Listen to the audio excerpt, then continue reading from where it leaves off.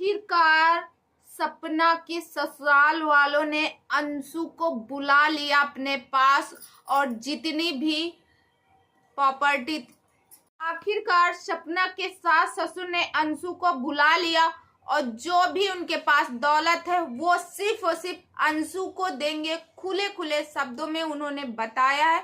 यहाँ तक कि जो बगल वाले उनके पड़ोसी हैं उन्होंने अपने ब्लॉग में पूरा बाकायदे बताया कि वसीयतनामा बनी है जिसमें सिर्फ अंशु का ही नाम है।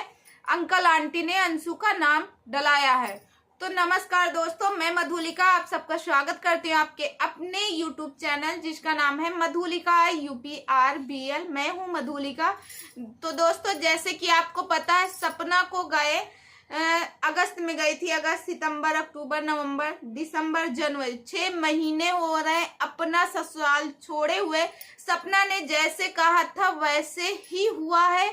क्या ये सच है कि अंकल आंटी जितनी अपनी दौलत है सारी दौलत देना चाहते हैं अंशु को?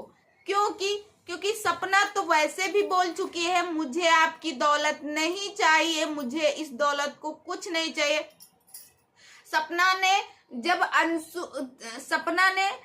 जब उनके सास ससुर ने यानी जब सपना के ससुर ने सपना अपनी स्कूटी ले आई थी जो सपना के नाम से निकाली गई थी उस टाइम पे, तो सपना ने अपनी वो स्कूटी ले आई। जैसे ही सपना स्कूटी ले आई थी तो अंकल जी ने एक स्कूटी लेके आए जिसके वजह से सपना ने बहुत सारा बवाल किया था, बहुत बड़ा बखेरा खड़ा कर दिया था कि ये तो ऐसे हैं, ये तो वैसे हैं, इनको थोड़ा सा परवाह नहीं है मेरी कि हम और हमारे बच्चों की थोड़ा सा भी एक बार में नहीं सोचे। इनको सिर्फ और सिर्फ अपनी अय्यासी की पड़ी है।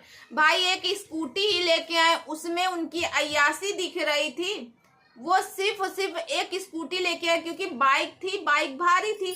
स्कूटी जो होता क्योंकि एज के अनुसार से भैया उनकी स्कूटी जो होता है थोड़े से उसमें उन्होंने चला लो ना, उसमें किक मारना ना कुछ करना, तो इसी वजह से वो स्कूटी लेके आए थे। स्कूटी हल्की भी होती है। तो दोस्तों यहाँ पे सपना को दिक्कत हुई थी। सपना को अंशु से इतनी जलन क्यों थी? क्योंकि सपना पहले भी कहती थी जितनी दौलत है ये सब अंशु को देंगी, अपने मायके पक्ष वालों को, हमारी सासू माँ देंगी, मायके पक्ष वालों को देंगी। और फिर क्यों ना दे मायके पक्ष वालों को? क्योंकि उनके सुख दुख में जो भी हो सारा साथ तो मायके वाले दे रहे हैं, जैसे कि आपके दे रहे हैं। तो आप जैसे मायके वालों के लिए सब कुछ कर रहे हैं वैसे ही वो भी अपने मायके वालों के लिए ही कर रहे हैं।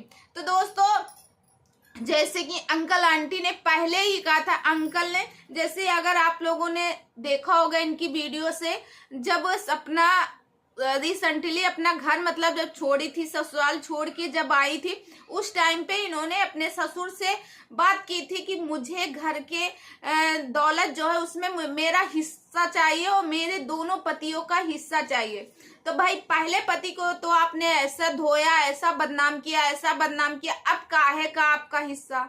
ठीक है, मानते हैं उनकी बेटी है, उनका खून है। उन्होंने कहा कि ये जितनी मेरी दौलत है मैं तुमको नहीं दूंगी क्योंकि तुम्हारे ऊपर कोई भरोसा नहीं, मैं तुमको नहीं दूंगी। जब मेरी नातिन बड़ी होंगी मैं उनको दे दूंगा। उन्होंने साफ साफ शब्दों में ये कहा था। फिर उसके बाद दोस्तों जब उन्होंने ये कहा था कि जब हम मरेंगे यानी जब मेरा लास्ट टाइम आएगा, मैं इस दुनिया को छोड़ के जाऊंगा, तब उस टाइम पे मैं एक वसीयतनामा बनवाऊंगा जो कि मेरी दोनों पोतियों के नाम पे होगा। यानी कि जो सूरज की बेटी है और जो राजवीर जी की बेटी है उनके नाम पे मैं दौलत दूंगा, मगर अभी नहीं दूंगा। अभी इस वजह से नहीं दूंगा, भाई तुम्हारा क्या भरोसा है?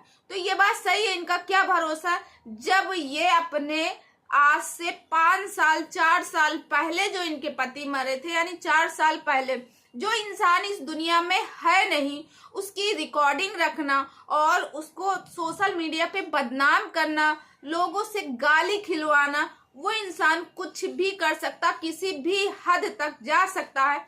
उन लोगों को समझ में आ गया, इसीलिए दोस्तों उन लोगों ने साफ साफ वही किया जो उन लोगों को अच्छा लगा। भाई आज दौलत है उनके पास तो उनकी सेवा कोई भी कर सकता, और तुम्हें यानी सपना को अगर वो दौलत भी देते उसके बावजूद भी भाई ये लोगों से बुराई करती हैं, लोगों को कहती है कि मुझे मेरी सास ऐसा करती, मेरी सास वैसा कर।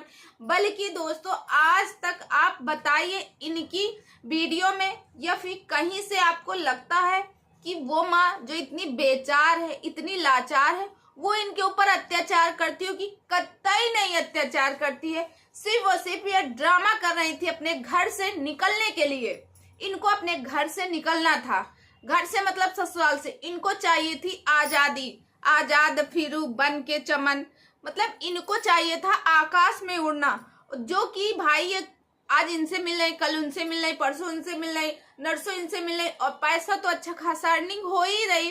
तो ये अपने घर से निकलना चाहती थी। दोस्तों यहाँ तक मैंने एक वीडियो में भी देखा है और लोगों से मैंने सुना, जैसे अंशु ने बताया कि सपना जैसे बताती है कि मैं अपने घर वालों को कुछ नहीं बताती हूँ, यानी कि मेरे घर वाले जो है मायके पक्ष वाले, मेरी माँ को कुछ नहीं पता।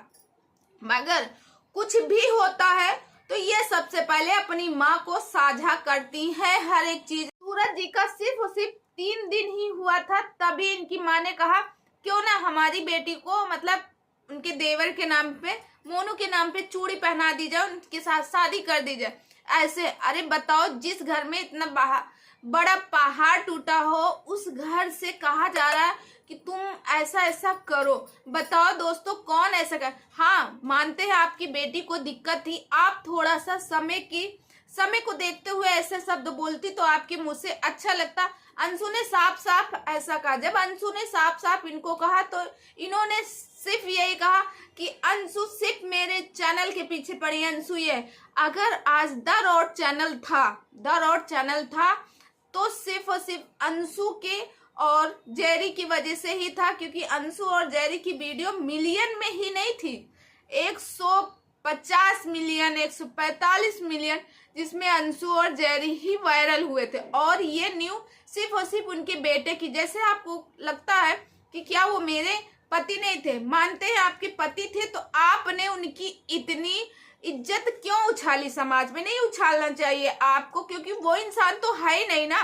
क्योंकि भगवान यहाँ जो इस दुनिया में नहीं रहता, जो कोई गलत भी किया रहता, तब भी लोग उन भगवान के सामने यही प्रेयर करते हैं कि हे भगवान इस इंसान की आत्मा को शांति दो और इनको मोक्ष प्राप्त करो, या इनकी जो भी किसी के साथ किए रहे हो, दुख सुख जो भी किए रहे हो, वो सब दूर करो, ऐसा लोग कहते हैं। मगर आपने तो गड़े मुर्दे खोदे। गड़े मुर्दे का मतलब ये है आपने वो रिकॉर्डिंग सबको सुना के साबित ये किया कि मैं उस घर में इतना ऐसा सहती थी, बल्कि ऐसा नहीं है। वो रिकॉर्डिंग एक तरफा थी। आपने जैसे अंशु ने बताया, आपने खुद झगड़ा अक्सर कर दी थी। पड़ोसी भी, मान लो अंशु गलत होंगी, पड़ोसी तो गलत नहीं होंगे। आपके कारण उस लड़की ने उस घर से निकल आई और अपने जो माँ बाप, जिनको वो मम्मी पापा कहती थी इतने दिन से, जिनके साथ में थी, उनको भी छोड़ आई सिर्फ और सिर्फ आपके कारण।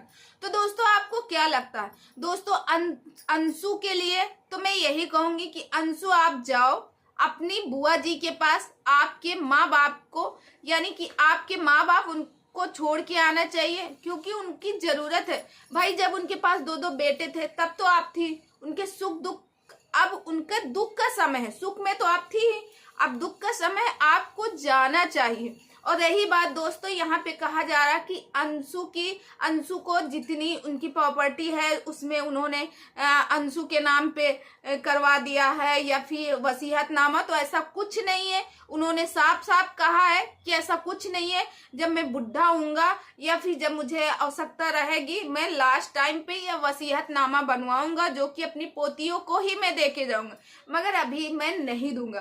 तो ये उनका डिसीजन मुझे लगता है जहां तक एकदम सही है, क्योंकि भैया जब पैसा रहेगा तो बुढ़ापे में कोई भी आपकी सेवा कर सकता है। जब आपके पास पैसा ही नहीं रहेगा तो कौन आपकी सेवा करेगा? तो दोस्तों आप लोगों को क्या लगता है कमेंट करके जरूर बताइएगा। आई होप आप लोग मेरी इस बातों से सहमत होंगे। इस समय अंकल आंटी जी की तबीयत खराब है, वहां पे कोई नहीं है, यहाँ तक कि भाई उनकी बहू जी है, कॉल भी नहीं करती हैं। तो अगर ये वीडियो मेरा पहुंचे भाई, मैं तो यही सजेस्ट करूंगी अंशु को कि अंशु जाओ, इस समय छुट्टी हो गई होगी, आप मिल के आओ, आप आपकी जरूरत है आपके मम्मी पापा को, आप जाइए, क्योंकि जब सुख का समय था तो आप थी, अब दुख का समय, इस समय उनको वो घर काटने को दौड़ रहा होगा। और भैया इनके लिए ये तो नया घर खरीद रही, नई गाड़ी खरीद रही, आज यहाँ जा रही, कल वहां जा रही, कल वहां जाए, तो इनके लिए तो भैया जो घर का माहौल है भाई चेंज हो रहा, लोगों से मिल रही, बराबर बात करें, मगर उन माँ बाप को क्या है जो उस घर में चार दीवारी में है, घुट घुट के मर रहे हैं। तो दोस्तों आप लोगों को क्या लगता है कमेंट करके जरूर बताएं। कितने लोग मेरी इस बात से सहमत है कि जो कष्ट जो दुख अंकल आंटी झेल रहे हैं वो शायद सपना नहीं झेल रही, सपना झेल रही थी मगर वो अपनी लाइफ में बहुत आगे बढ़ गई, मगर माँ बाप की तो लाइफ समाप्त हो गई, क्योंकि माँ बाप की लाइफ तो बच्चों से शुरू होती है और बच्चों में ही समाप्त हो जाती। तो माँ बाप कहाँ जाए। और रही बात उनकी खुशियों का नहीं, वो सिर्फ रो रो के, अगर उनके पास उनकी दोनों पोतियां होती तो शायद उन्हीं के सहारे अपनी ये जिंदगी निकाल देते वो लोग।